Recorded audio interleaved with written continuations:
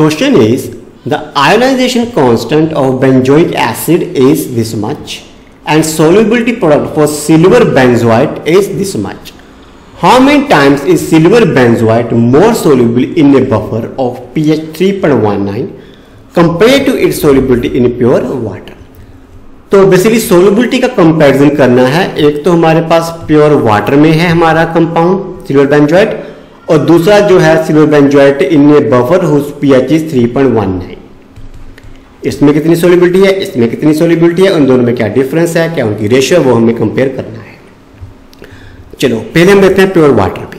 अब क्योंकि silver benzoate है so it is like C6H5COO negative और हमारे पास सिल्वर पॉजिटिव है लेट्स से, तो ये डिसोशिएट हो जाता है C6H5COO negative plus silver positive में। ठीक है, तो ये भी S है, ये भी S है, तो मेरे पास S स्क्वायर है, तो solubility product is equal to S square. तो सोल्युबिलिटी प्रोडक्ट 2.5 है, 10⁻³ है, S का स्क्वायर है, तो यहाँ से मेरे पास S की वैल्यू आ जाएगी। इसको मैं कैलकुलेट कर लेता हूँ, 2.5 एक्सपोनेंट 10⁻³ ठीक है, इसको मैंने ले लिया, तो मेरे पास आ गया, सॉरी ये 3 नो ये इट इज 13। ओके, तो रिकैलकुलेट करके देखते हैं। अंडर रूट लेना हमने 2.5 एक्सपोनेंट 10⁻³ तो ये मेरे पास आ गया 5 × 10⁻⁻7। ठीक है, इस केस में तो हमें कोई प्रॉब्लम नहीं हुई, जो सिंपल सा केस था, वाटर में था, सिंपली हमने जी ले लिया। जब हम बफर में चलते हैं तब क्या होता है, solubility product is equal to again C6H5COO negative की जो भी कंसंट्रेशन होगी और जो भी हमारे पास सिल्वर की कंसंट्रेशन होगी, यही हमने यहाँ पे किया है। बेंजोएट की कंसंट्रेशन, सिल्वर की कंसंट्रेशन, दोनों को एस मान के चले because both were equal. Okay, तो हमने इसको कैलकुलेट कर लिया।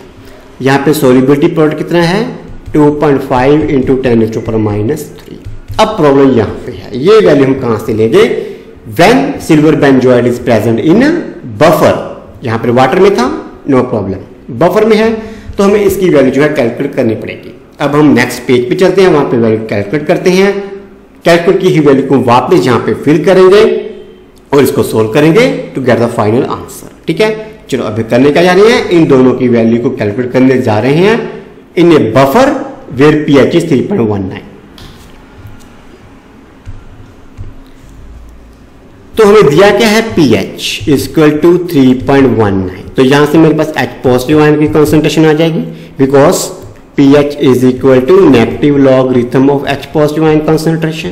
तो यहां से मैं पॉजिटिव आयन की कंसंट्रेशन कैलकुलेट कर रहा हूं। ठीक है, 3.19 हमें pH दी हुई है, so I am going to calculate this much 3.19 लेना है। तो मेरे पास आ गया 6.45 × 10⁻⁻⁴। तो ये मेरे पास आ गया H पॉजिटिव आयन की कॉन्सेंट्रेशन। ठीक है, नेक्स्ट चलते हैं।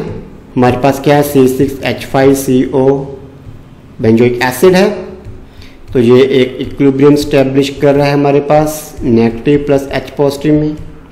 Got it. Ka हमें दिया है आयोनाइजेशन कांस्टेंट। ठीक है, इसकी वैल्यू कितनी है, इसकी कंसंट्रेशन इंटू इसकी कंसंट्रेशन डिवाइडेड बाय इसकी कंसंट्रेशन। ठीक है, तो मेरे पास है C6H5COO नेगेटिव की concentration into H positive ion की कंसंट्रेशन डिवाइडेड बाय C6H5COH की कंसंट्रेशन। ये मेरे पास इसकी कंसंट्रेशन है।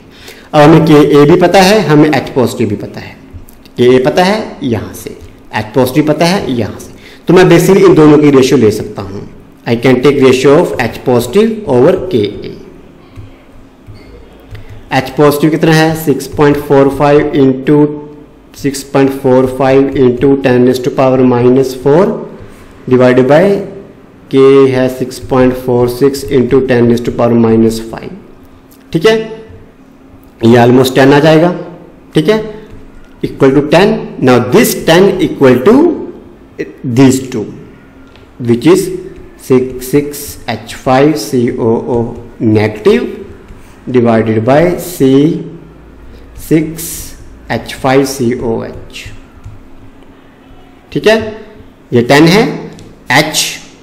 बाय के ए, ठीक है, के इधर चला गया तो सॉरी ये उल्टा लिखना पड़ेगा, एच बाय के इधर गया तो सी ओ एच ऊपर चला गया, एक्चुअली ये ऊपर चला गया वो नीचे आ गया नेगेटिव वाला,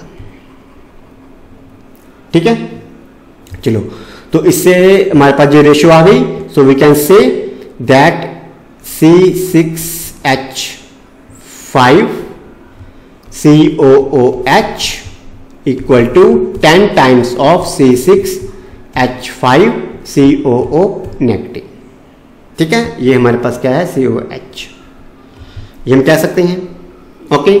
चलो अब हमारे पास क्या है, सोल्युबिलिटी प्रोडक्ट है, तो उसमें हमारे पास एक तो सिल्वर रहता है, एक हमारे पास रहता है C6H5COO नेगेटिव। अब इस केस में जब हमारे पास बफर है, उसमें जो हमारा कंपाउंड डिसॉल्व किया गया है, तो उसमें जो मान लो जो सोल्युबिलिटी थी इनिशियली Y थी, okay, which was equal to simply silver, silver को तो कुछ नहीं होने वाला। Now this should be equal to C6H5COO negative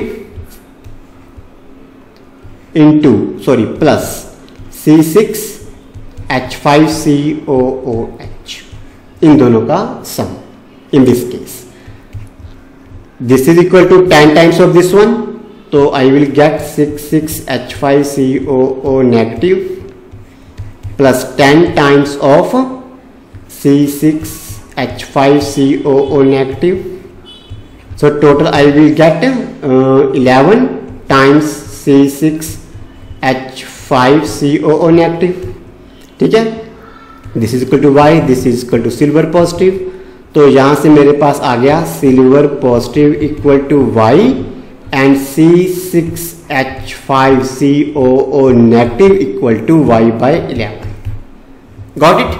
अब यही दो वैल्यूज है जो हमें वापस इक्वेशन में भरनी है। याद रखना सिल्वर Y है, जो बेंजोइट है Y बाय 11 है। तो